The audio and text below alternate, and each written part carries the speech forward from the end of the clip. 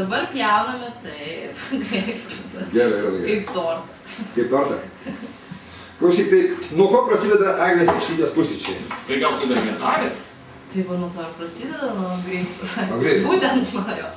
Supratau. Paskui? Paskui, iš tikrųjų, tai valgau sveikai. Čia 5 minutės. Būna kartą. Taip. Tai gal tu mėsos nevalgai? Valgau, žinoma. Valgai, kodėl? Taip, nes man labai skanu. Ir aš manau, kad būtina yra žmogui valgyti mėsą. Nu taip, čia tu veganė. O kaip dabar be mėsos? Taip, kaip ir mėsos, tai ne kaip kitaip. Net būti negali kitaip, supranti. O tu pas būrėją esi buvusi kada nors? Ne, nesu buvusi ir neketinu eiti. Aš esu sertifikuotas, bet dar niekam nežinomas būrėjas ir jeigu tu man leisi, aš tau išbursiu iš delno. Šiaip mieliau merginom būriu iš pado ar ten iš ausies. Tiek daug. Jo, bet šį kartą daug dalyką.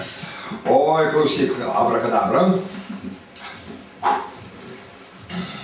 Nu čia tai žiūrėk, neįtikėtini dalykai. Eglės dalinė, ką mes. Klausyk, matome, iš tos liepsnelės, kuri dega, suprantu, jog tavo gyvenime bus begalės, reiškės, tokių, kaip pasakyti, moteriai pagirtinų, ale vyram tai skaudžių dalykų.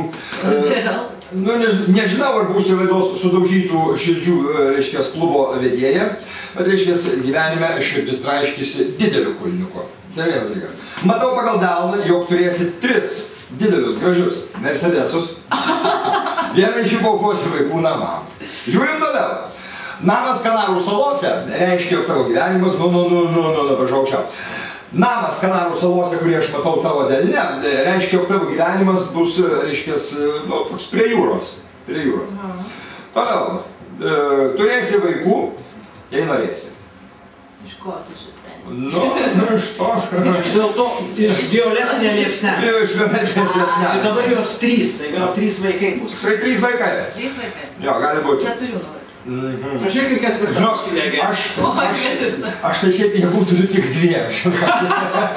Šiaip jėgų turiu tik 2. Supratau. Ne, tai nieko baisau. Šiais laikais, žinok, kuo daugiau tėčių, mamai, tuo geriau. Viskas. Burnai baigėsi. Supratau. Labai gerai.